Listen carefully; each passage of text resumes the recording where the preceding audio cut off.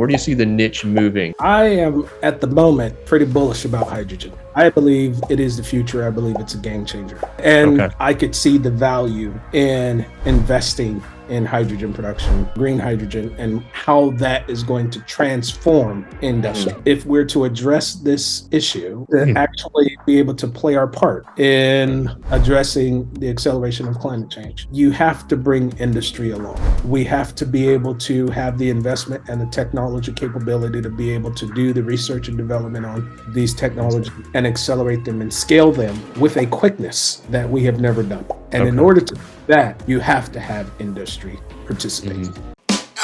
Welcome to the Intergenius Podcast with Joe Patch IV. I'd like to welcome everyone to another episode of the Intergenius Podcast. I'm super excited about today's guest. Very much looking forward to having him come on. Today, we've got Quentin Foster. He's the Vice President of Policy and Government Affairs over at H-Cycle. So we're going to be talking a lot about hydrogen, green hydrogen, state of California, and a lot of stuff in the middle. So I'm super excited to have you on today, Quentin. Thank you for making the time. Joe, it is an honor and a pleasure, my friend. I've been looking forward to this for a very long time. So let's dig in. Let's go wherever you want to go. But looking forward to the conversation, man, and appreciate the invitation. Me too. This is going to be a lot of fun. So you guys that are tuning in today, you're going to get your money's worth, as they say. So let's kick it off right from the top, really. Tell me a little bit about, let the audience know a little bit about your background, kind of how did you get, to where you are today, working in the green hydrogen space on the government policy side at a very senior level, with a startup. Yeah, it's a very interesting kind of journey. I like to coin kind of my trajectory as a journey, if you will, with multiple stops along the way, all educational, but all leading to the very next place. So I got my start actually in a program that the California legislature kind of partners with Sacramento State University called the Assembly Fellowship Program. As a young idealist wanting to get in the government to change the world for the better, right? That's what we all say until we figure out how it really works. And then I became a young staffer following that fellowship for a legislator from Los Angeles area, which is where I'm from. And, got bit by the bug, man, and really enjoyed the policy aspect of, trying to determine what legislation or statutes we can actually implement that would improve the life of millions of Californians, certainly those in the Los Angeles area where she represented. But then also the politics and the networking and relationship. And so from there, did that for a number of years until she ran for the Senate, helped her win her Senate campaign, and then left the Capitol and became a junior lobbyist for a small kind of company that was focused on electrification of the transportation sector. And it was there where I kind of really cut my teeth on the kind of energy sector, if you will. California at the time was really thinking about electrification of its transportation sector, primarily in the commercial vehicle sector. We had a governor who was very bullish about this, and Governor Jerry Brown. And, I gave me an opportunity to work directly with the utilities. So I learned a lot about energy transfers and market dynamics that, kind of maneuvered the energy, that it wasn't just cutting on your light switch. And so from there, Quentin became policy director for an environmental justice organization, SEHA, and did that for a number of years and had great success kind of providing that perspective. That was a little personal for me because of my background and where I grew up and where I came from. And then from there, I went to work for one of the big green NGOs, the hated big green NGOs.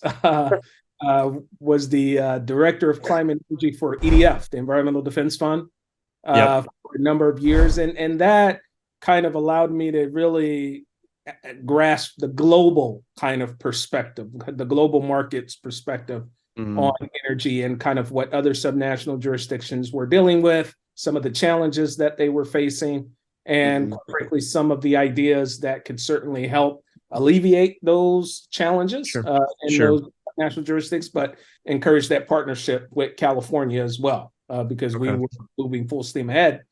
And finally went to the California Independent System Operator. And so they manage over 85% of California's electricity grid and parts of Nevada as well. And that's where it all came together. And I got to see, the policy, the market dynamics, the stakeholder politics, the legislative input. I mean, how it all kind of comes together and crystallizes in implementation and execution of these ideas and these policies, and really had a front row seat in some of the really tough challenges California had with its grid over the past 3 to 4 years here. And took that information and learned as much as I could, participated at the leadership level there, and then H cycle came knocking. Here we go. And, it was actually, I was a little skeptical at first because it just sounded too good to be true. Here was a company that actually could check a lot of the boxes that were important to me and certainly important to California from a policy perspective: job creation, energy diversification, being able to address the growing problem in California in its waste sector and provide a solution. So there were all these kind of, can that really happen? I mean, that's too good to be true. And I went on a trip to Japan and got to spend some time in Japan and had meetings with some businesses there and with their government, and saw what they were doing in the realm of hydrogen, and really felt like, wow, okay, there is something to this. And so started to dig in a bit, came back stateside and was like, yeah, I'm in, man. This is going somewhere. And it certainly feels like I'm on the vanguard of a growing industry that I believe is going to be a game changer for the energy sector, not just here in California, but across the country and globally as well. So, like I said, journey. Yeah. I love how you frame it as a journey. It reminds me of another podcast I did with another gentleman who he kind of framed it the same way. He identified, just like you did, there was these constituent sort of separate parts that at some point they coalesce very beautifully. And I think, like you, it gave you that unique perspective of, and that sort of that multidisciplinary vantage point to see things very 360, which not necessarily everybody gets a chance to do that. It can be kind of myopic. You get maybe an angle or two, and there's so much you don't see. But to have the journey that you have, and then kind of have it blossom the way that it has. I mean, you talk about, in some ways, CAISO really opening up, that sort of broad understanding from very different perspectives of your time in the niche. And then you get to take and apply that to H cycle today. It's fascinating. And I also think too, from the perspective of, when you start out your career, and you got to be a little careful, right? You see it on LinkedIn, you see it in other places. You got to be passionate about what you do. And certainly, you want to really like what you do and be all in. But I think sometimes there can be a misrepresentation of, there has to be this perfect sort of straight line linear path for the next 20 years of your career, or somehow, I don't know, maybe it's a failure, or you miss something. And I think oftentimes you're missing the forest for the trees, right? You're not soaking it up. And I think at times you ultimately can make some bad decisions that way too, that will cost you down the road. So I love how you shared the story and the journey and the perspective it's bringing you today. And talking about, the time to Japan, open up your eyes even more. It's like going back, like, all right, man, I'm time to double down. Let's do this, So, but that's a good segue into, H cycle. Talk a little bit about, what are you guys doing, right? I mean, what's the goal? What have you been able to execute thus far? Current challenges that you're working on. I'd love to hear more about, about the journey thus far, because you've been there now, what, about 6 months? So been about that long, mid-March, I think I started. Yeah. Okay. It feels like I've been there much longer, as often is the case when you pivot to another area in California's legislative and political arena. Right. The days become months and the months become years. That's funny. I love it. But, H Cycle is a very interesting company. The value add, I think, that we will be providing to the energy sector, as I mentioned earlier, checks a number of political policy boxes that California is very vested and interested in. One is dealing with a waste sector that has a growing problem. There's a lot of waste, a lot of demand, and the desire to do something with it through composting, which obviously grinds that material down. And then you use that, farmers can use it on land here and there, or put it through anaerobic digestion to leverage it that way. But what we're finding is that there was a law, which, by the way, I actually kind of worked on, but kind of indirectly during my time as a junior lobbyist, SB 1383, which was California's objective to reduce methane. Methane is very powerful and potent pollutant. It can exacerbate a lot of public health outcomes when exposed to large degrees of it.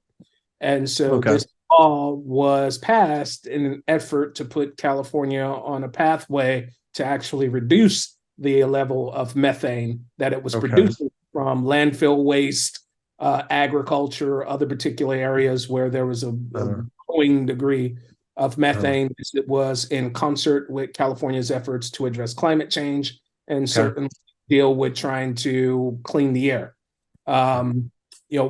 The Central Valley here in California consistently gets ranked as one of the worst air quality regions in the country. A lot of that has to do with some of the ag work, but a lot of it also has to do with trucking industry that's, goods movement that uses the I-5 corridor through there quite frequently.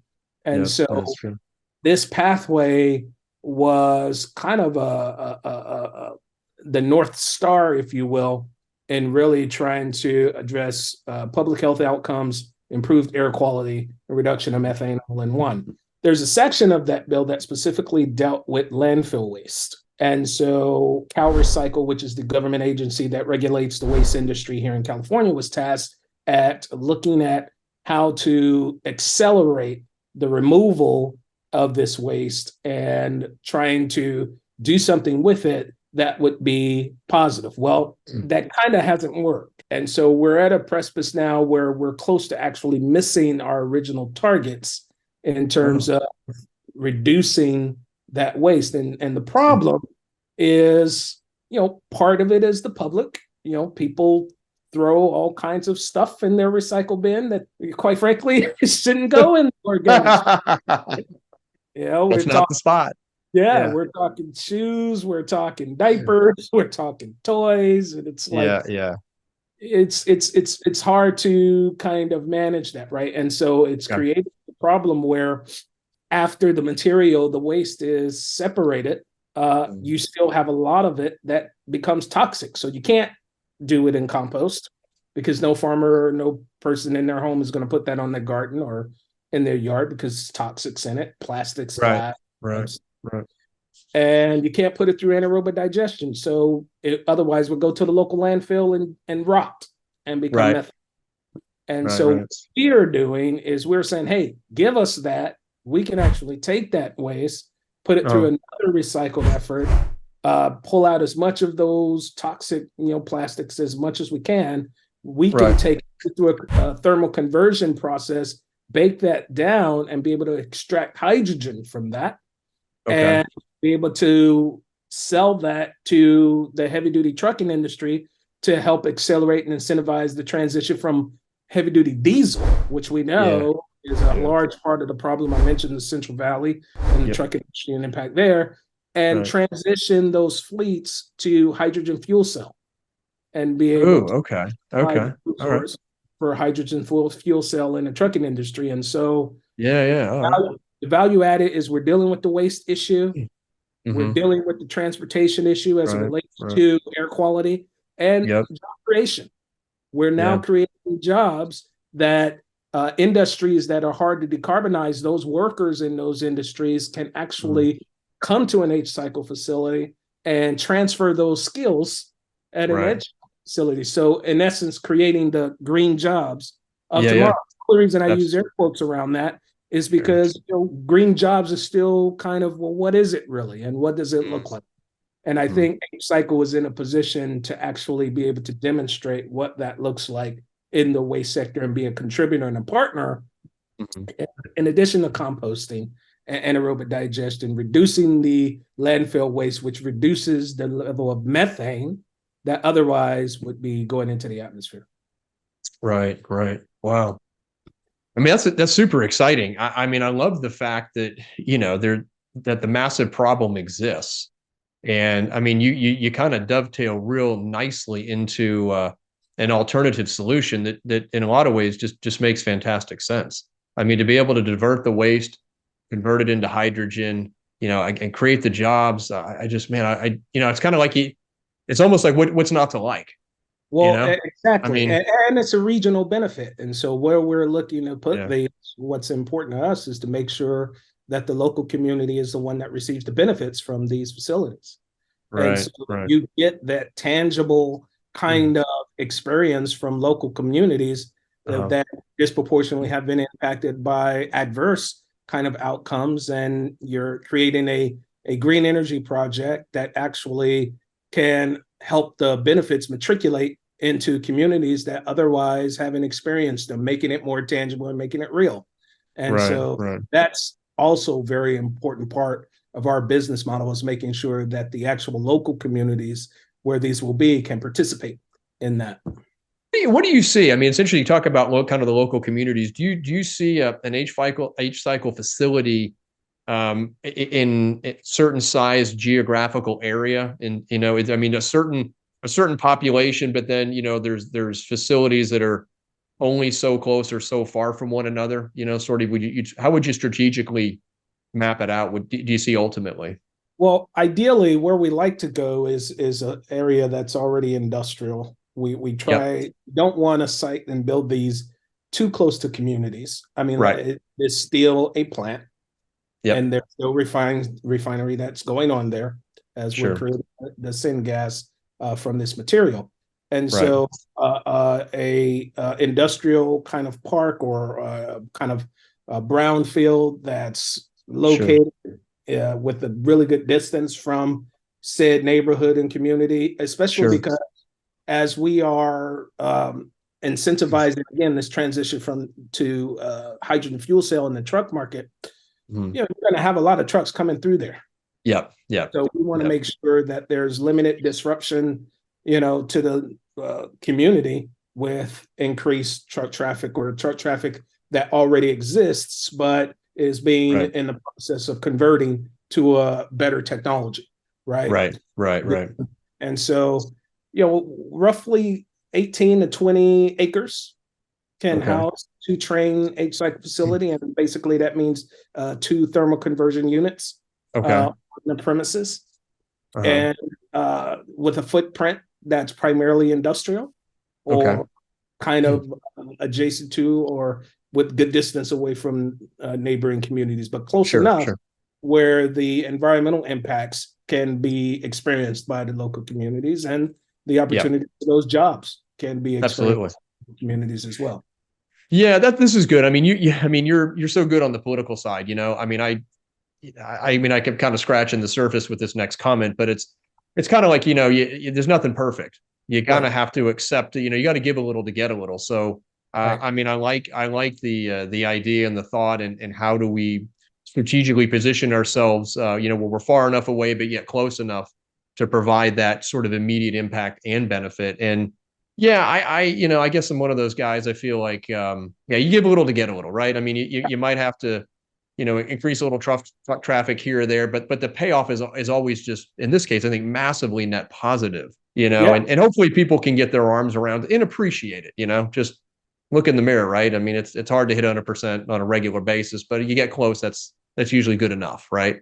Well, Yeah. the transportation sector contributes roughly about 50% Okay. of pollution in Okay. California. And the Yeah. majority of that comes from the trucking industry. Right. And so, that doesn't mean the trucking industry is bad. No. We need the trucking industry. We Gotta like have it. the movement in California. Those are jobs. That's a Yep. sector. California ag feeds the world. We like to believe that, of course. Yep. Yep. And so, we want to incentivize and help that industry become much more efficient in transporting those goods back and forth and provide a net benefit in terms of improved air quality amongst the communities that are lined up along these routes. And Absolutely. so that's very, very important, especially when you're talking about the Long Beach port, one of the largest ports in the country. I think second only to it's either New York, Louisiana. I'm not quite sure off the top of my head, Okay. but one of the largest in the world. Let's say that. And the truck traffic on the 710 freeway through Los Angeles cuts right through a lot of low-income communities. And so being able to electrify, but also provide the OEMs, the makers, with an option that isn't just battery electric, but that's also hydrogen fuel cell to complement that, will be an amazing benefit to those communities. I think it could be massive. I mean, I've been around a number of development projects, and you've got to get them permitted down there. That's that South Coast area, right? Yeah, and it's super strict. I mean, it is really difficult on the air side, as it should be, because of what you just mentioned. I mean, it's a very, very congested area, a ton of trucks. I mean, you got to be aggressive. Certainly, any of the power projects we've done dealing with the South Coast on the air district side is always the key component of getting that project across the finish line. But to be able to convert to hydrogen is such a massive impact, particularly there. I'm glad you picked that up as an example, because that would be a huge impact. Huge net positives. Absolutely. What is it? Well, let me just make go this ahead. point. Yeah. This is why, we are looking at partnering. We did put in a RFI for an H-cycle project at the Port of Long Beach. We're hopeful that we're considered there, but it's also one of the leading environmental justice organizations in Long Beach put in a letter of support for our application. That's part of the reason why, because they see what we're able to do and what we'll be able to provide as an important resource to help and ensure those environmental benefits are realized by their communities, as well as the potential for job creation there as well. And so there are a lot of boxes that are being checked. Again, it's kind of part of our core, and we're going to make sure that an H-cycle plant is going to be a net benefit to that region wherever we happen to build it. So, I mean, that's exciting to hear that you get that endorsement, particularly there. I mean, to me, it makes a ton of sense to have a facility there, and then the immediate impact that you would bring, literally, I mean, to that area, and being able to improve the air quality, particularly there. Yeah, it's like the 80-20, right? I mean, that's if you can clean that up by 10-20%, for example, right? I mean, it has a massive impact because the volume's so huge. So I love it. Where outside of trucking, I mean, do you see this going into shipping, into cars, pipelines? What are the other opportunities you guys see? Yeah, the other market that we are kind of considering at the moment is if we're able to have a facility adjacent to a refinery and being able to supply the refinery with green hydrogen. We know they use a large amount of hydrogen to do the refining now, but the majority of it comes from fossil-based sources. And so to be able to supply them with green hydrogen coming from a kind of green organic feedstock and source certainly helps to reduce the amount of fossil that they have to leverage and use in their refining processes. And so that's another market, I think, where there's some big potential there. We have some refineries in California, and I know that they're controversial and there's a lot of opinions about that. But the reality is that some of them are here to stay. They're not going anywhere anytime soon. Right. And so why not be able to provide and support their efforts to actually decarbonize, and those are hard to decarbonize industrial sectors, right? And to be able to work with them and be a supplier, if you will, in that decarbonization effort, in my opinion, is another net good. At the end of the day for that industry. and for those assets that we have in California. Right. It's interesting. I mean, when you bring that up, I mean, I kind of immediately think of Richmond, Chevron out in that area. I mean, that makes a lot of sense.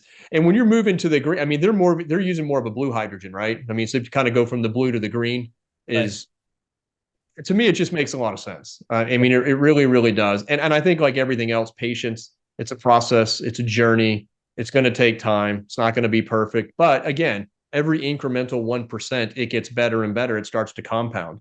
Before you know it, things get really, really good.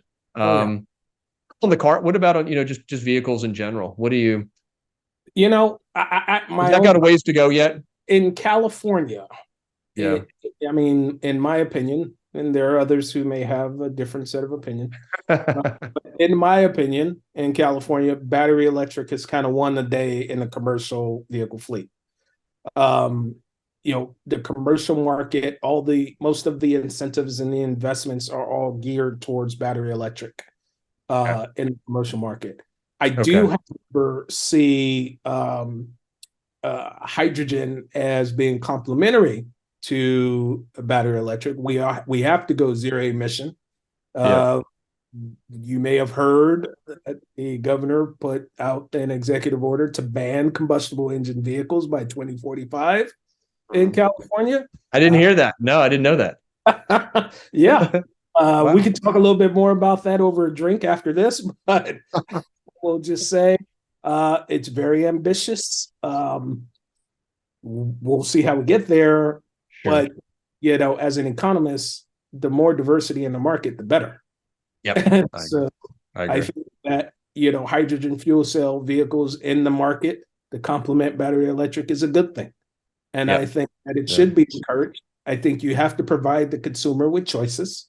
And I think that at the end of the day, the consumers will then drive where the market and the investment should go. And we have to trust consumers to be able to make those choices for themselves based on not just their income, but their belief in this social contract that we've agreed to in California. Right. And so I just think from a pragmatic standpoint and from an economic standpoint, making sure there's parity in the commercial vehicle market and making sure that you do have a complement of hydrogen fuel cell vehicles, it makes a lot of sense. Now, whether that will happen or not, I mean, we'll see. But from our vantage point as and our business model, for us, the heavy duty sector is primary at this point. And certainly if things start to shift, then we start to see more commercial vehicles, being purchased that are hydrogen fuel cell, and their fuel stations that need that resource. Then at that point, we can kind of decide if that's a market that we certainly want to tap into. We probably would want to, but I think for now, our focal point is on the heavy duty sector. Yeah. Okay. I mean, it makes the most sense to me. I mean, that's where you're going to get the biggest bang for your buck. It's the biggest impact environmentally, socially, economically. So I certainly think that's the place to go.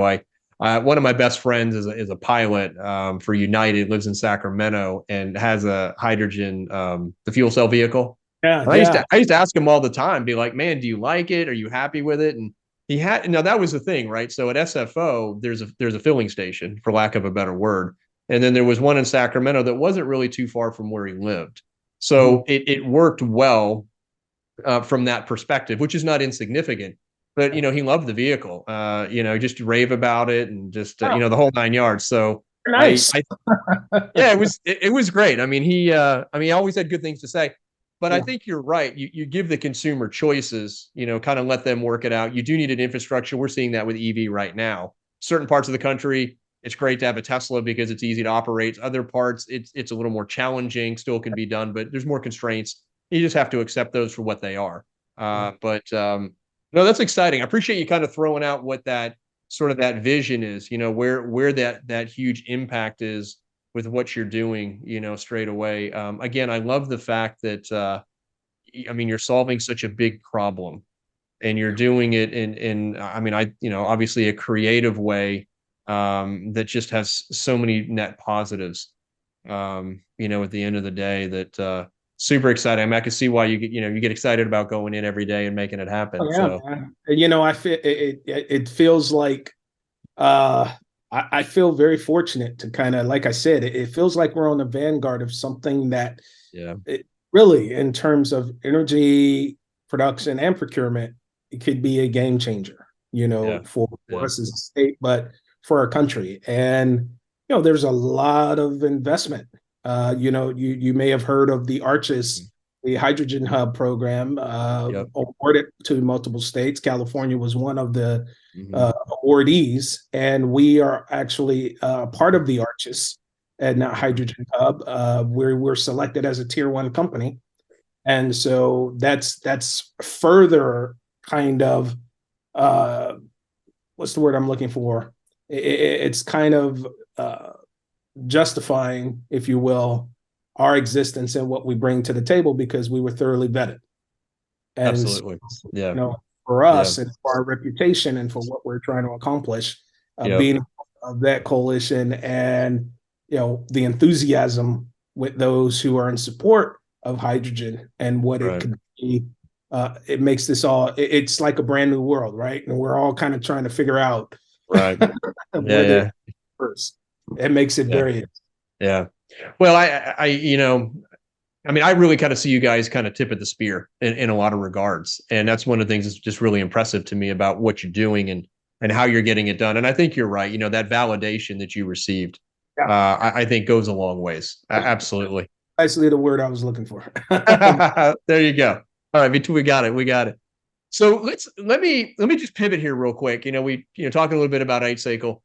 I Yeah. got lots of other questions, but one of them is if there's someone out there watching this that's let's say fairly new in their career, and they'd like to be in a position that you're in, doing the kind of work that you're doing, what kind of advice would you give them, sort of on the career side, and being able to be, when it comes to policy, when it comes to government, whether it's the strategy side, whether it's the networking, it's the understanding the coalitions. I mean, I think part of this is an art, part of it's a science. What would you share with people that, again, junior to you, that are looking to continue to grow in this particular path, things that they may want to certainly keep your eye on, pay attention to. These are going to be a big deal for you to move forward. Well, a couple things. One, you got to read everything. Mm. Okay. Um, you have to kind of know where the trend lines are Okay. and be able to, if you can read the tea leaves very well Right. and kind of staying on top of the information. So there are a couple of things I read on a daily basis every morning without fail. Okay. One is a site called Rough and Tumble here in California that kind of encapsulates the California political landscape. What's the big deal for the day? What the Okay. legislation about that keeps me informed here. Mhm. New York Times, the Wall Street Journal, the Washington Post, and the San Francisco Chronicle. LA Okay. Times sprinkled in there. I Okay. go through those every day just Okay. because I want to be in the know and I want to understand what's impacting and affecting the market, what are the Sure. politics, what are the regs that are being discussed, how businesses are doing. I mean, you gotta be able to be aware of that type of stuff. Okay. Okay. I have three principles that I was given by a mentor, and Okay. I give my mentees because I'm the mentor now. You've earned it, man. I'll tell you that. Yeah. Say that. One of them is you got to identify mentors. Mentorship is incredibly important. Find somebody who is in an area. Let's say, for example, you're interested in being in the energy industry and cutting Right. your teeth and building a career. Identify some people in the industry who can mentor you, who Okay. can provide you with some feedback to help you in Mm. your profession, but also who can tell you how to navigate certain Right. headwinds as you go Yeah. through it. Yeah. That kind of wisdom. Yeah. The other one is networking. You mentioned that. Networking is incredibly important. And, you kind of have to know everybody. When I first got to the legislature, I had a mentor tell me, you need to know everybody on your floor, the floor beneath you, and a few offices on the floor above you. But those three floors should know who you are. Okay. And I spent my first 6 months just walking in offices, introducing myself. Okay. Started getting to know people and started, well, I would forget names, but I'd remember faces. Sure. That eventually led to relationships. Right. Being able to have that network of Okay. of like-minded or comrades who were Mhm. kind of in the same area as me. And Mhm. so that networking eventually has helped me throughout my career, because those folks went on to become chief of staffs or Yeah. senior lobbyists in firms or a Right. director of this nonprofit over here. And you know what I mean? And Uh-huh. so that networking and relationship building is incredibly important, especially Right. you want to build yourself and have a career in a Right. particular sector. And then finally, I will say the most important, and this is the holy grail of any, in my opinion, effort to rise in a sector, is your reputation. Your reputation is Okay. gold. Yeah. And so make sure that you are participating in doing things that does not impugn your reputation. Now, in politics, as young staffers, you come in and some young staffers get caught up in kind of the staff party thing. And, there's all these junkets and events to go to, and it's easy to get distracted. And, you have to know why you're there. You have to be focused. You have to understand that your reputation precedes you.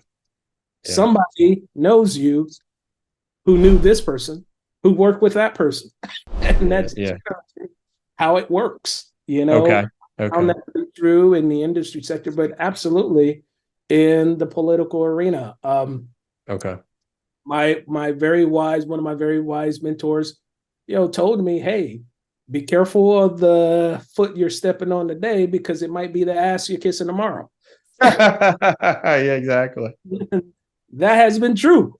I like it. Yeah. Who's a legend today might be an assembly member tomorrow, right? You just never know.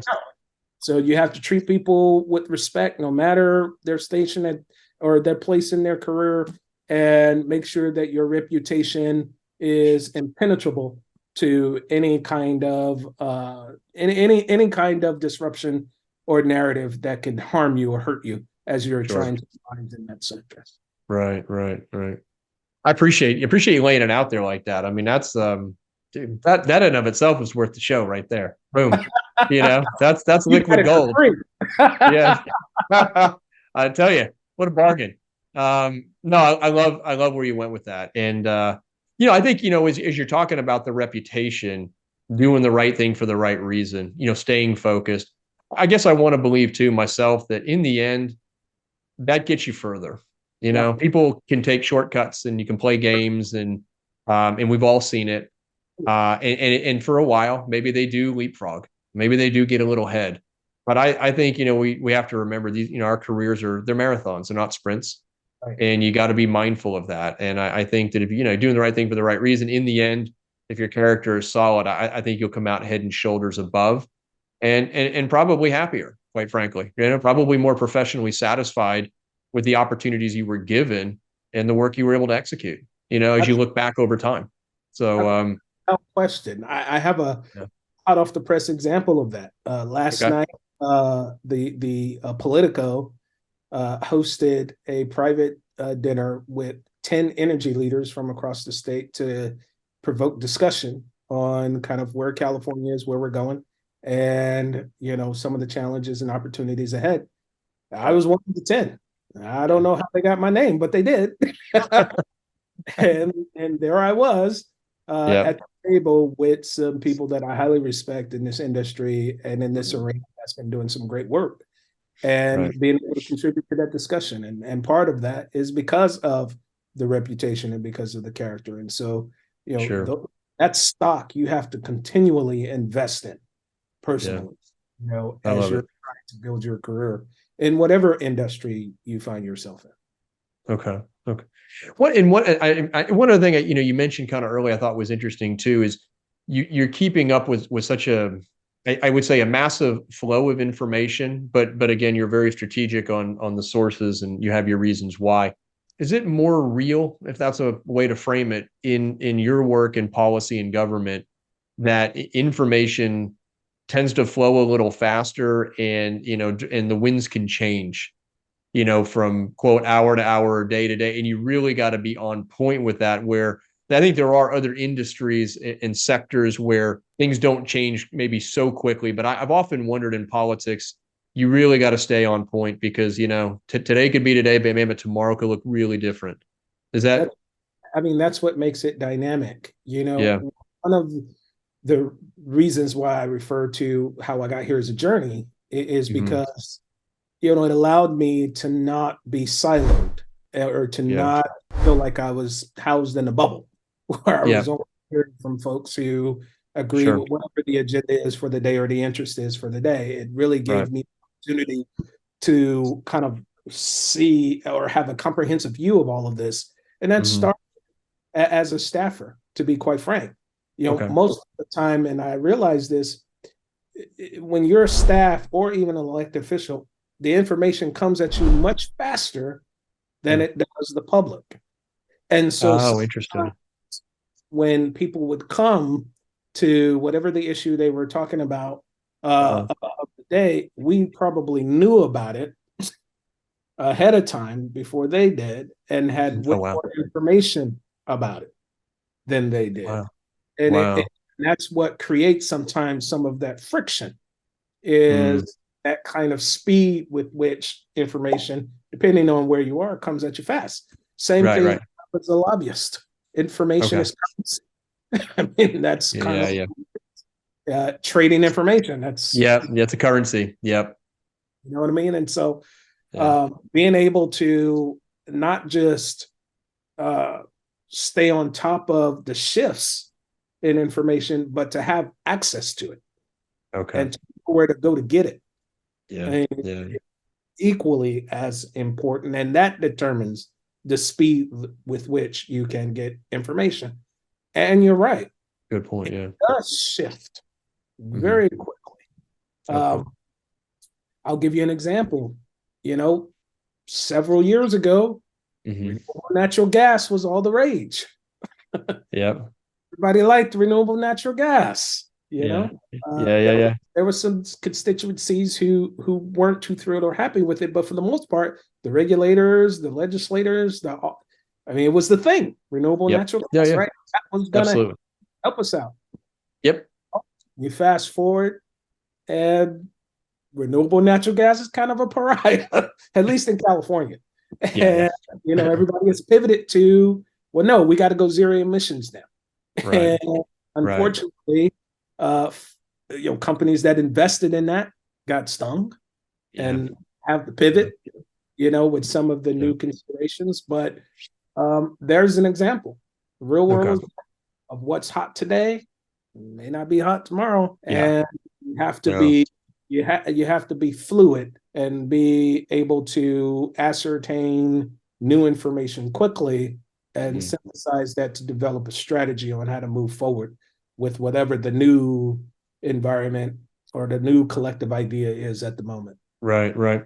It's something cool that you said that kind of clicked for me is that intersection between, the character, the reputation, the ability to network and get to know people as a way, I don't want to say to leverage in a negative way, but to be able to get access to the right information, from the people that you trust so that you can gather data that's worthy of analyzing and making, big decisions on, whether it's a political decision or an economic decision.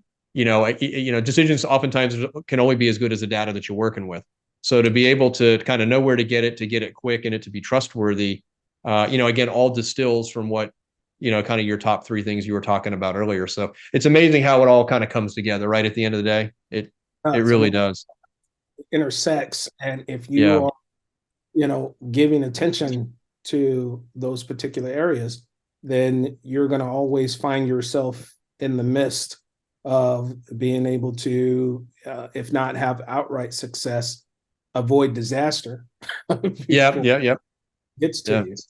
So right. All of those principles are very important.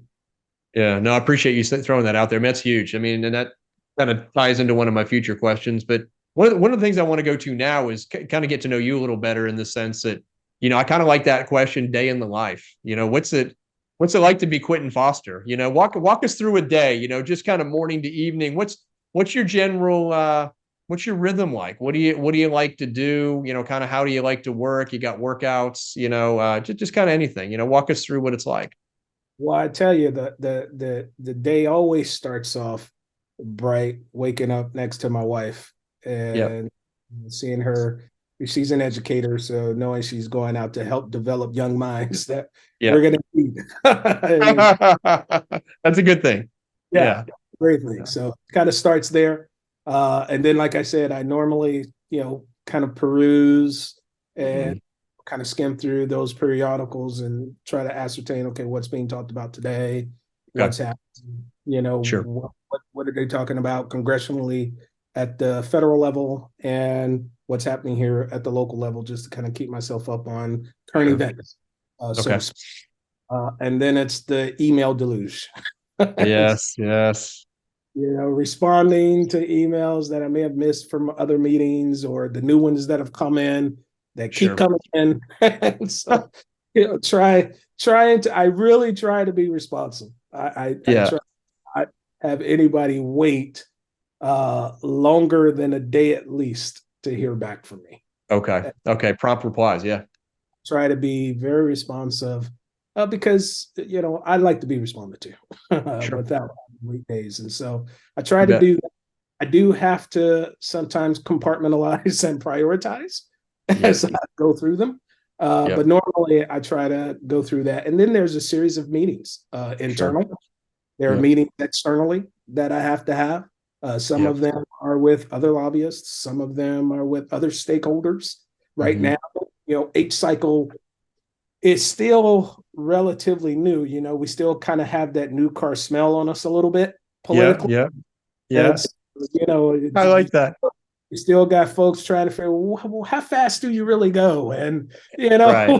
what's your Yeah. performance really like in that whole thing, right? We like aesthetically how you look, but tell us a Yeah. little bit about what's under the hood, right? What's under the hood? That's what I was just thinking. Yeah. you know? And so there are meetings that are kind of educational in nature sometimes. It's just talking a little bit more and introducing who we are or educating Mhm. stakeholders about what we do. Right. And part of it is allyship and talking to other stakeholders who either are part of a coalition that we're a part of Uh-huh. or building and developing relationships in this new role with Yeah. this new Okay. and kind of building and developing those relationships in this lane that can be helpful for what we're trying to get accomplished. And Okay. certain right now, raising Right. brand awareness, right, of Okay. who. Okay. That's Okay. pretty much the day, and then it all ends. Hopefully, it's fall with a good football game in the afternoon, and Yep. wife home, and we kind of chillax is like what I like to call it. It's There you chill go. Yeah. same time. Yeah. Wind down, charge the batteries, and hit it again hard tomorrow. So Every day, yes, sir. I love it. I love it. One of the things that I did want to ask you about too is what you can kind of answer either question that you want, right? But sometimes I'm curious on maybe one of the biggest quote failures that you've had, or one of the biggest successes that you've had that really have taught you a kind of a profound lesson that you oftentimes think back upon, and we're like, whether it was good or bad, it really helped. It helped shape my mind, shape my direction, my thoughts. Was a really good thing in the end. So I can actually answer both of those questions within the context of Sure. experience or experiences that I've had.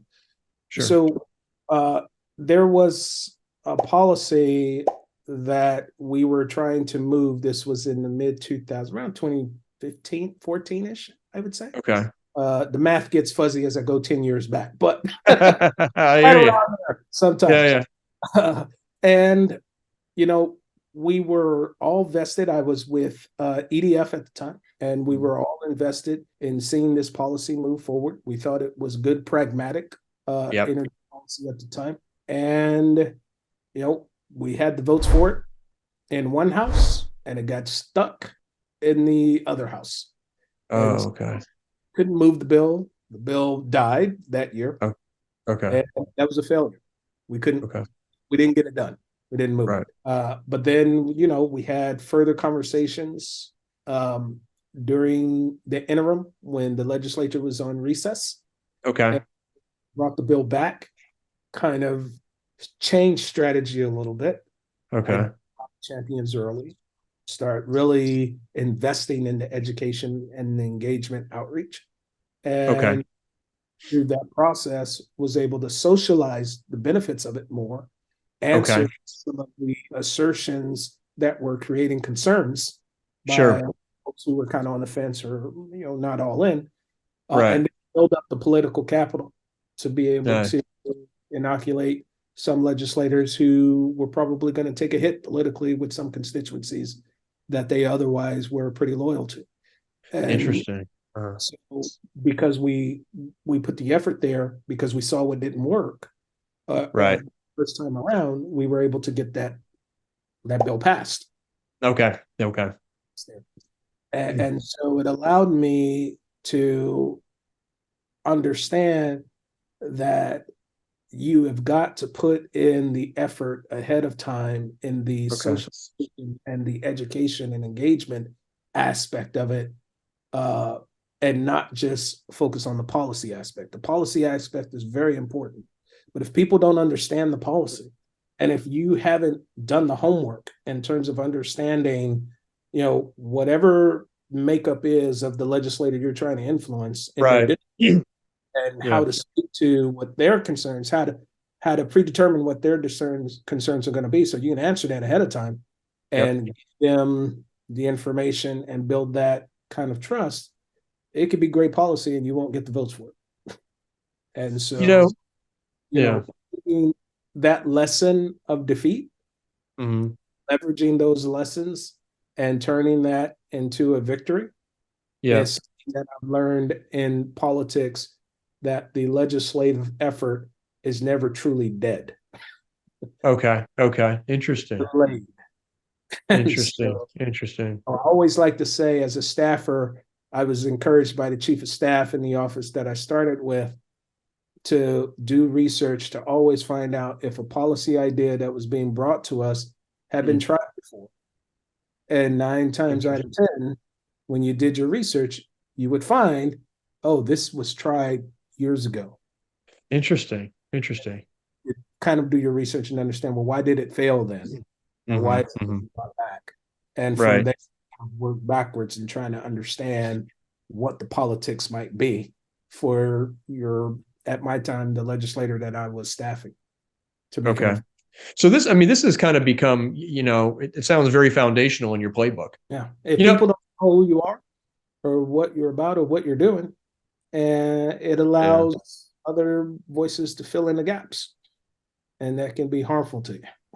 Well, no, absolutely. Yeah, golly. And that's true with anything. Boy, I Yeah. tell you, sometimes, too much silence or an absence of speaking up can really work against you, unfortunately. I think it was a conversation we had a while back where we talked about the great insight for me on how you can have technology that's just sound, right? Yeah. Technically solid, scientifically clear, makes sense, economics are in line.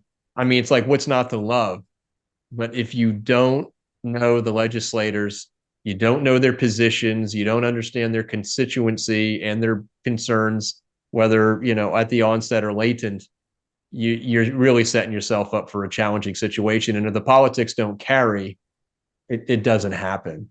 And that was a great insight you gave me some time ago, It is certainly true. We saw this in California. I won't name names here, but there was a large energy company that was wanting to do a project here. Okay. Was a long duration storage project we're interested in. And, at the CAISO, this thing would have, it was great. You're like, yeah, man. From pure electrons, being able to grab those electrons, especially in the time of emergency when we had to maintain reliability on the grid. Yeah, Right. it was great. But the politics, yeah. inability to understand what I just told you and do Right. that first, and just think you could come in and wrap arms with a strong constituency and jam it through, it proved fatal. And they took a crack at this thing 3 or 4 times Wow. and did not get it through.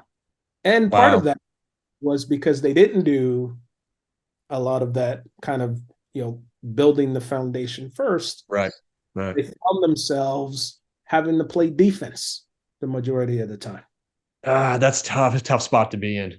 And beat back assertions and accusations, and it gave opponents a lot of momentum and wind at their backs.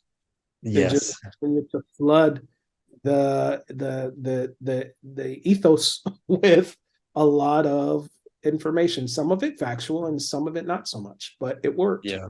And in politics, most of the time when you're playing defense, you're losing. It's funny, right? I mean, we've talked, and I know your son plays lacrosse, and I think of sports analogies, but when you're playing defense, right, football, and they're on, you're in your own red zone all the time. That you could stop them a few times. You're just not going to stop. I mean, eventually you're going to lose. It's just kind of the way it plays out, right? My son plays goalie. He's one of the most important positions on the field. Yeah. But I got to tell you, if the other team has possession on the defensive side of the field, yep, no matter how good he is, there are some goals that's going to get by him. Yes, that's exactly right. You can't save them all.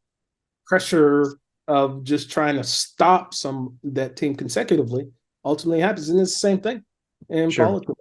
Ultimately, interesting. You have to lay the groundwork. You have to build those relationships. You have to develop that reputation and do the education first, right?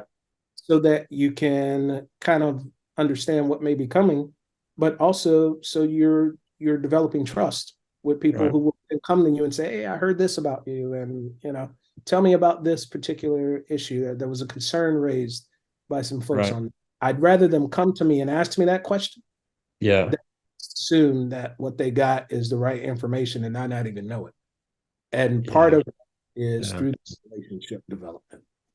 Absolutely. Yeah. Yeah. No, it's interesting because sometimes it's subtle and it can make all the difference. And sometimes, quite frankly, it's not subtle, but it just gets overlooked. And that also can make a big difference, for or against, depending on your situation. So, one of the, maybe two more things. I mean, I could talk to you all day, It's fun, man. I'm enjoying this. This is great. I love it. I'm having a heck of a time here.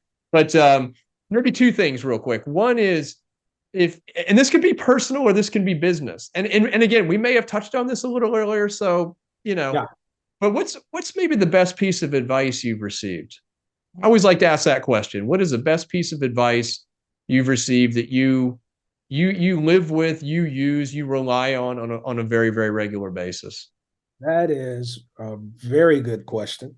I mean, it's really hard to boil it down to one piece of advice because it's all so informative. But I have to be honest with you. The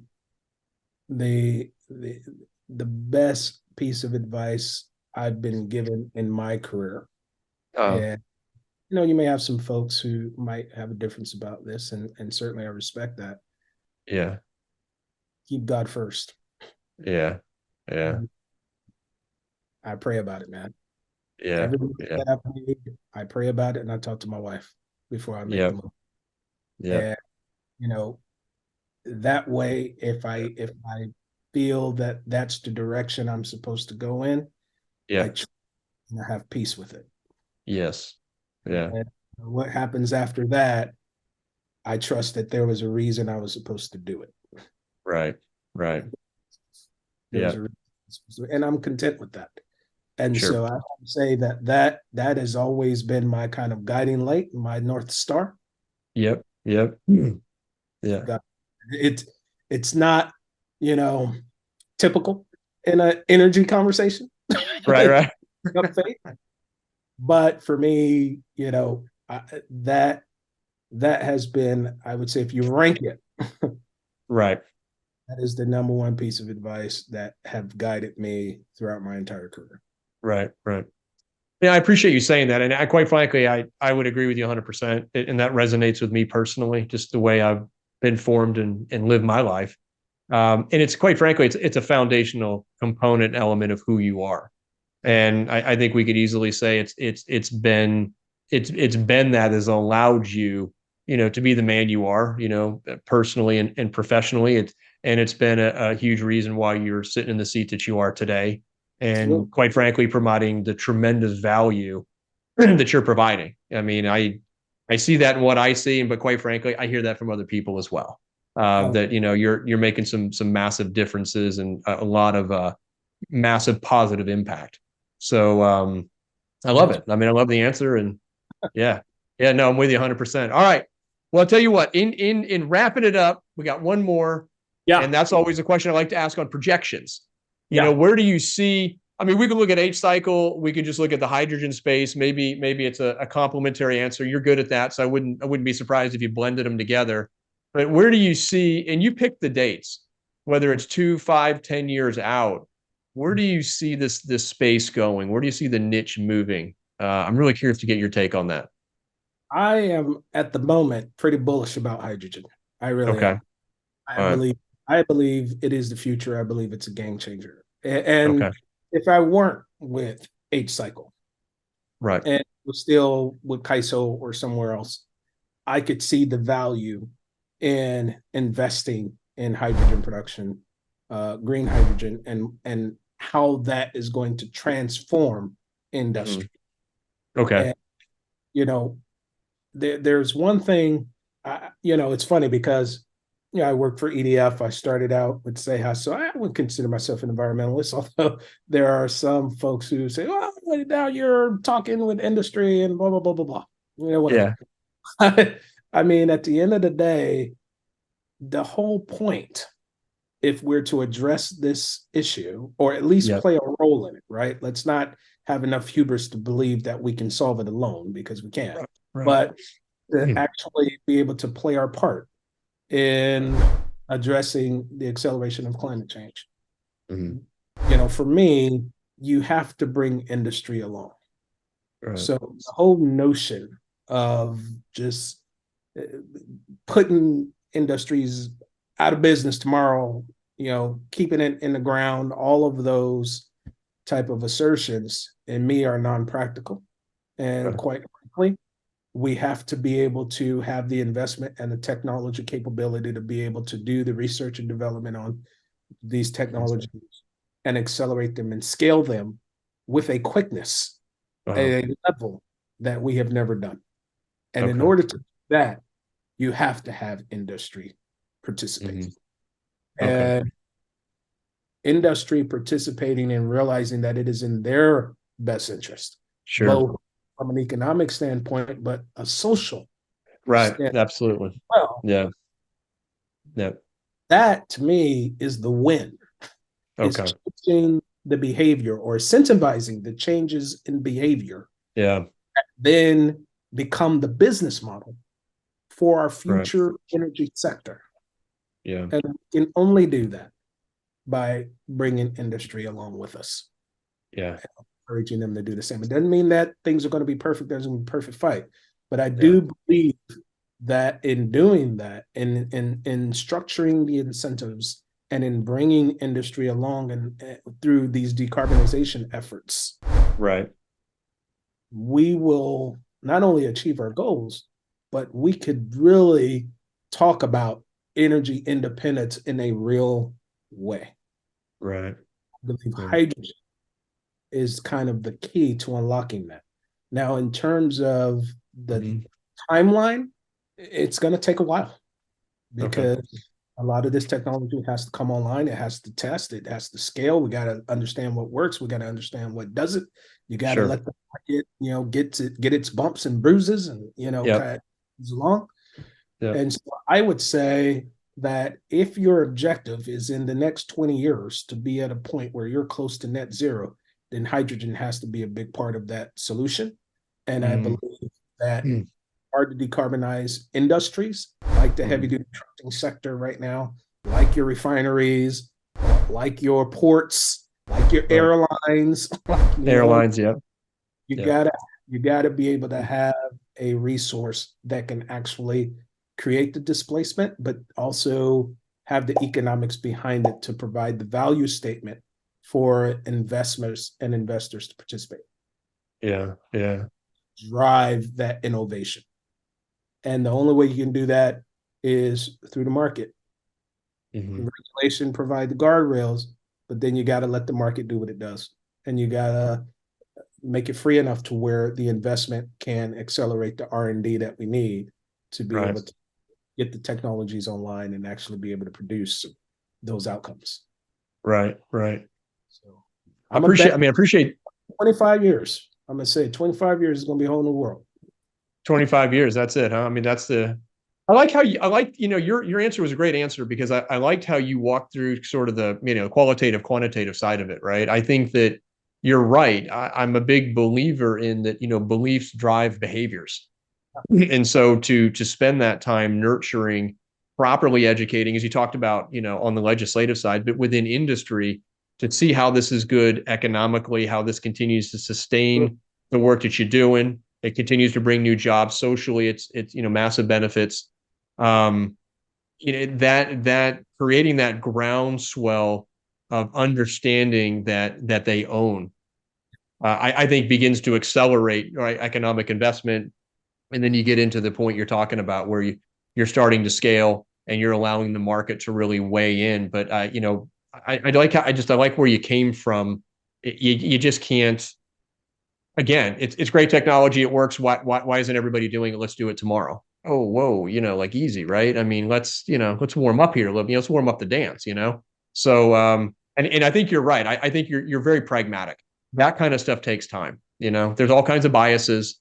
People have got to work through it on their own timetable. You can't make somebody want to do something. I mean, the older you get, you either want to, you don't, and you try to shift and guide.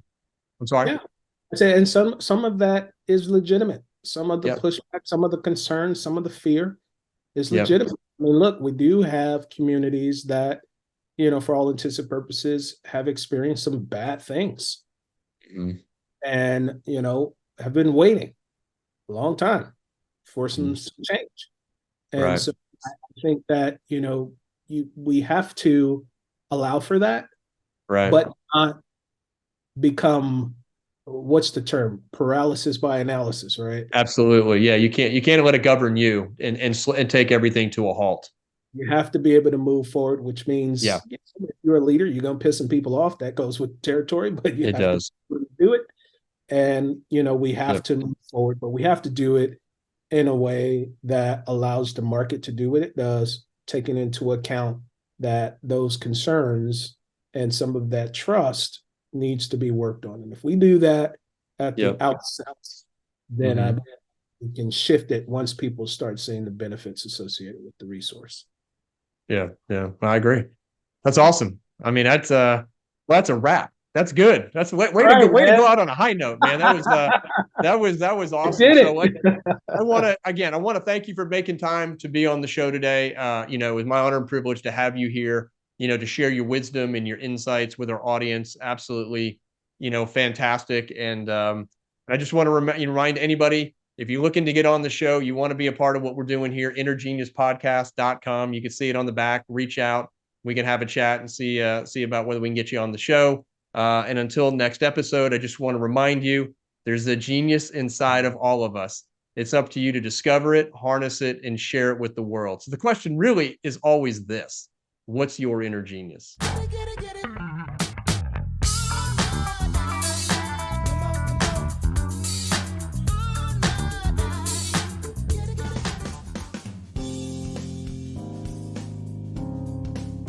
This is the Padua Podcast Network. PaduaPodcastNetwork.com.